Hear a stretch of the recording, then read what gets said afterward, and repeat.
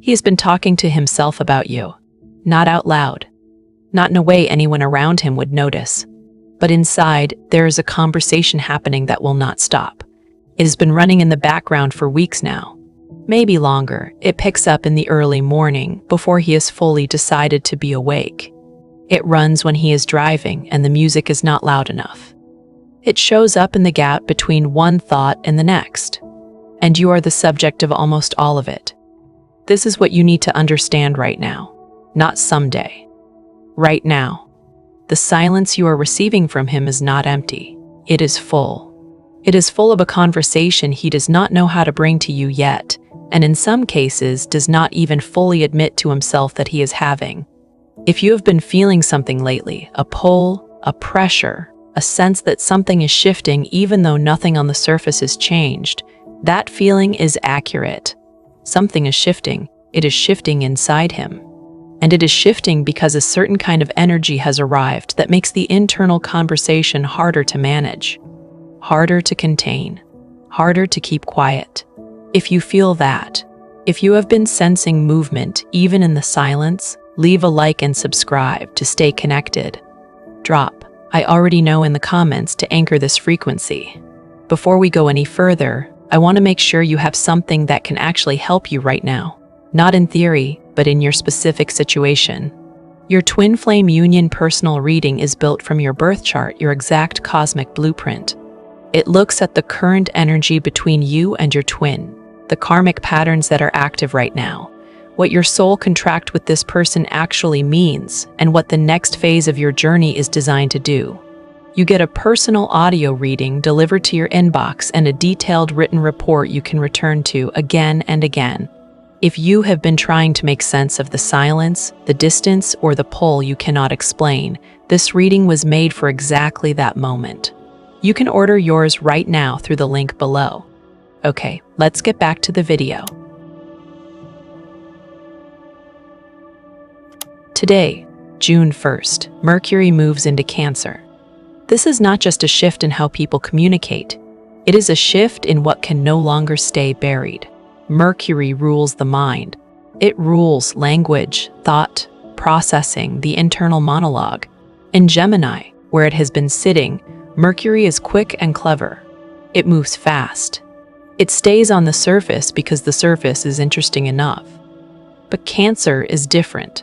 Cancer is the water. Cancer is the interior. Cancer is the place where all the things you said you were fine with are actually stored. Mercury in Cancer does not skim the surface. It goes down.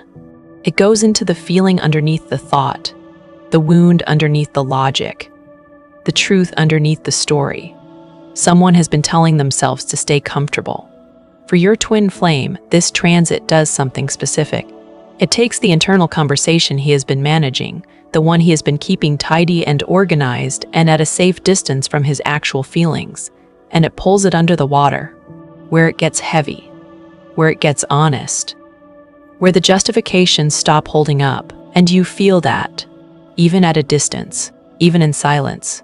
The energetic field between twin flames does not respect geography or no contact or silence. What shifts in him moves through the connection and arrives in you as a feeling you cannot quite name. A pressure behind your chest, a sudden awareness, a sense that something is about to change, even though nothing has changed yet. Here is what the conversation actually sounds like inside him. It starts with a thought about you. It might be something small, a memory, your name appearing somewhere, a song. And then before he can redirect it, the thought expands. It becomes a question. Why did I do that? Why do I keep doing this? Is this actually what I want? And then the defense comes in. The defense is fast. It has to be.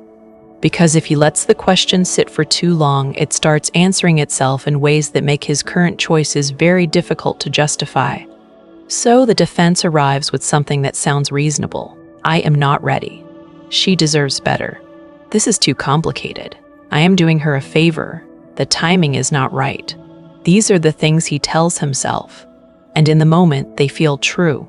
They feel like genuine insight. They feel like clarity. But what is actually happening is this. Cognitive dissonance is a state of inner conflict that occurs when what a person does not match what a person actually believes or feels. And the dissonance produces enormous discomfort, not physical pain, but something close to it, a grinding unease that does not go away. The mind, in response to that discomfort, does not go back and change the behavior. It goes back and changes the belief. It manufactures reasons. It builds a case. It finds every piece of evidence that supports the exit and ignores everything else. This is not lying. This is not malice. This is the mind protecting itself from an unbearable choice it does not yet have the capacity to make. He is not staying away because he does not feel what he feels. He is staying away and simultaneously constructing an internal narrative that makes staying away survivable. There is an important distinction to hold here. Dissonance is not the same as confusion. Confusion is when you genuinely do not know what you want. Dissonance is when some part of you knows very clearly and another part of you has decided that knowing is too dangerous to act on. He is not confused about you. He has never been confused about you. What he is doing is managing a knowledge that is inconvenient for the version of his life he is currently trying to live. And that management takes a specific shape. He will intellectualize the connection. He will frame what he feels as something psychological, as his own issues, his own patterns, his own need to work on himself before he can be in anything real. And some of that may even be true. There are things he needs to work through, but the intellectualization is also a tool. It transforms feeling into a project, and projects have timelines and completion criteria and can be indefinitely deferred. He will also minimize. He will take the moments that most clearly showed him what this connection is and reframe them as something smaller. Something that can be explained without the explanation requiring him to do anything about it. And he will compare. He will look at other relationships, other dynamics, other women, and try to locate the same feeling somewhere safer, somewhere less disruptive, and he will not find it. And that failure to find it will feed the conversation, because the conversation is also about that, about why nothing else feels like this, about what that means, about what he is supposed to do with the truth he is not ready to live inside of. Mercury in Cancer is now dissolving that narrative at the foundation, not dramatically, not with a sudden revelation, but slowly, the way water moves through stone. The justifications are getting heavier. The defenses are taking more energy to maintain. The conversation is no longer quick and tidy. It is slow and emotional in a way he cannot manage the way he usually manages things. He is probably not sleeping the way he used to. Not dramatically disrupted, but there is a restlessness that arrives around 2 or 3 in the morning and does not fully release. This is the body registering what the mind is trying to process. The nervous system is carrying something that rational thought alone cannot resolve. He is probably more irritable than usual. Not at you specifically, just generally. A low tolerance for things that feel false or performative. A sudden awareness that some of the relationships and routines in his life are hollow in a way he cannot explain, but cannot unfeel. This is what happens when Mercury in Cancer starts doing its work inside someone who has been running from emotional depth. He may be isolating more, not because he is moving further from you, because he is moving further inward. There is a difference. Isolation that comes from avoidance looks like distraction, more noise, more activity, more filling the space. Isolation that comes from internal work looks like quietness. He is quieter. Something in him is listening to itself in a way it has not been able to do in a long time. And underneath all of it, underneath the restlessness and the irritability and the quietness, there is you. You are the subject of the conversation that will not stop. And part of what makes the conversation so persistent is that he cannot locate a version of it that ends cleanly. Every time he tries to close it to arrive at a conclusion that settles everything, the conclusion does not hold. Something keeps pulling it back open. That something is the truth. And the truth in a twin flame connection is not something the mind can override indefinitely. It can delay it.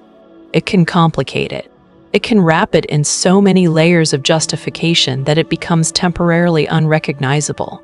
But it cannot be permanently buried. This is what cognitive dissonance research consistently shows.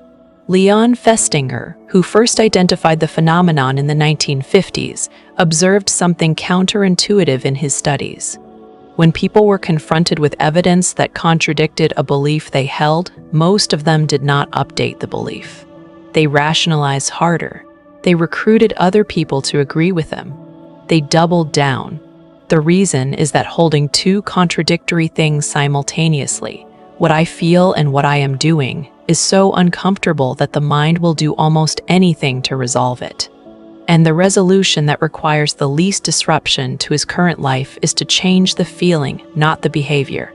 He cannot actually change what he feels. The twin flame connection does not allow that.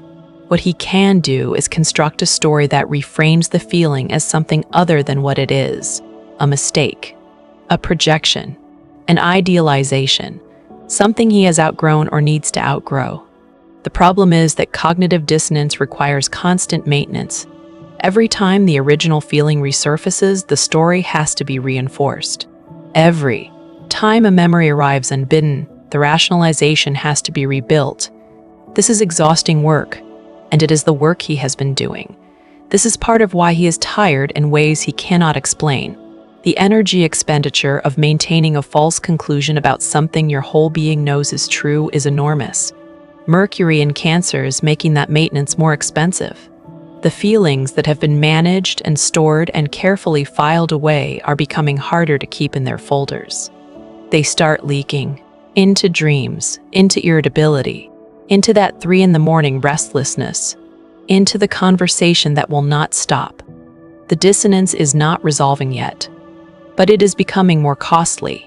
And at some point, the energy cost of maintaining the story exceeds the energy cost of admitting the truth. When that happens, something shifts in a way that is visible, not just in the energy field between you, in the external world. You feel the conversation even though you are not in it. This is one of the strangest experiences of the twin flame journey. You are not in contact with him. You are not receiving anything from him in the external world, and yet internally you feel like something is happening, like the air has changed slightly, like there is a pressure that was not there a week ago. Some of you have been feeling this as a tightness in your sternum, not pain exactly, more like the feeling right before tears arrive, even when you are not sad. Some of you have been feeling it as a sudden return of thoughts about him after a period of relative peace. Not in a desperate way, in a noticing way, like he walked back into the room inside you. And then there is the dream life. For a number of you, the dream content has changed recently. Either he has appeared or the emotional atmosphere of your dreams has shifted in a way that is hard to articulate. More vivid, more present, more saturated with something that feels important. All of this is information. Not about what is going to happen or when, about what is already happening below the surface. This is the part of the twin flame journey that the outside world cannot help you with. Because from the outside, nothing is happening. From the inside, everything is in motion. The silence from a twin flame is not the same as ordinary silence. Ordinary silence means absence. It means someone is not thinking about you, not in contact because they are not present to you in a meaningful way. Twin flame silence is something else entirely. It is the silence of someone who is thinking about you so constantly, so involuntarily, that they have had to create external silence to manage the internal volume. The less he says, the more he is processing. The more still he becomes on the outside, the more active the inner conversation is. This moment is asking something of you, not action, not reaching out, not waiting. Something more precise than any of those. It is asking you to stay centered inside your own knowing. Not inside hope, because hope is about the future. Not inside fear, because fear is about a future too. But inside this present moment and what you actually feel in it. The pull you feel is not wishful thinking. It is a signal, and the signal does not require you to do anything with it right now. It requires you to trust that you are not imagining it. Do you actually know where you are in this journey? Not in terms of what you feel on a given day, because that fluctuates, But in terms of the real, specific stages of twin flame separation and what documented movement through those stages looks like, a lot of women in this space are working incredibly hard and genuinely growing, but they have no way to measure what has already shifted. The days that feel like nothing is happening become evidence that nothing is happening, when the truth is the opposite. The Twin Flame Journey Tracker and Progress Workbook was built for exactly this problem. It is a 39-page system that tracks where you actually are across the 8 stages of the journey, not based on hope or fear, based on patterns you document over weeks and months. There is a synchronicity log for the signs that keep arriving, weekly reflection sections that surface patterns you would miss in the noise of daily life, monthly reviews that show you your own transformation laid out in black and white.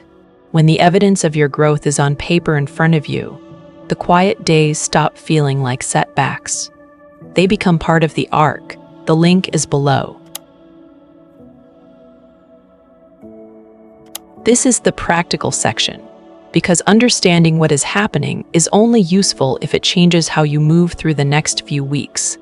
First, stop trying to decode his external behavior. Stop looking at whether he posted something, whether he viewed your story, whether he has been active or quiet online. The external signals are not accurate right now. They are being managed by the part of him that is still trying to maintain the narrative. What you feel from the inside is more reliable than anything you can observe from the outside. Second, your own Mercury in Cancer invitation. This transit is not only happening for him.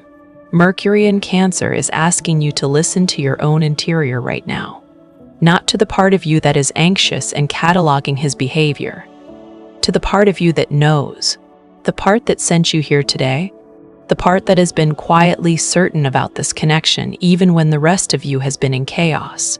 What is that part saying? Not about him, but about you, about what you actually need, about what you already know to be true. Third, watch the impulse to reach out and understand what it is about before you act. Some of you are going to feel an urge to contact him in the next 2 to 3 weeks. That urge is real and it is not wrong. But before you act on it, sit with it for at least 2 days. Ask yourself honestly, am I reaching out from my wholeness or from my wound? Reaching out from wholeness looks like sharing something genuine with no agenda. Reaching out from the wound looks like needing a response to regulate your own nervous system. Only one of those moves the dynamic forward. The other reinforces the very pattern you are both trying to exit. The twin flame journey at this stage is an inside job. Not because the external world does not matter, but because the external world always reflects the internal one. What you are doing inside yourself right now, the rooting, the trusting, the listening to what you already know, is the most powerful thing available to you. It does not look like much from the outside. It does not generate activity or visible progress, but it is the work that changes the field between you. He is in his own version of that interior right now. Mercury in Cancer is pressing on both of you simultaneously. You are both being asked to stop running from what is true and to start listening to what you actually feel. The difference is that you are already doing it. You are already in the interior. You are already listening. That is not a small thing. That is actually everything. The conversation he is having with himself about you is moving towards something. The weight of it, the persistence of it, the fact that it will not close no matter how. Many times he tries to close it. That is not a problem to be solved. That is the connection doing what it was always going to do, moving toward what is true, at whatever pace it needs to move. You do not need to speed it up. You do not need to wait in a way that depletes you.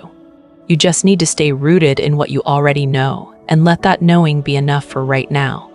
There will be days in the next few weeks that feel like nothing is happening. Days where the silence feels like confirmation of the worst thing you have been afraid to believe. Days where the pull feels weaker and you wonder if you imagined the whole thing. Those days are part of this. They are not evidence against the connection. They are the rhythm of it. The way a tide does not disprove the ocean by going out. And there will be other days. Days where something arrives without warning. A feeling of closeness so strong it stops you mid-sentence. A dream so specific it stays with you through the whole morning. A moment where you just know, not in a desperate way, but in the way you know your own name, that this is not over and it was never going to be over. Both kinds of days are true. Both kinds of days are part of the same arc. The arc is not moving in a straight line, but it is moving. Everything happening right now, in him, in you, in the field between you, is movement. The conversation he cannot stop having is movement. The cost of the dissonance becoming unsustainable is movement. Your deepening into your own knowing rather than grasping for his is movement. You are not standing still. Neither is he. The silence is not empty. It never was.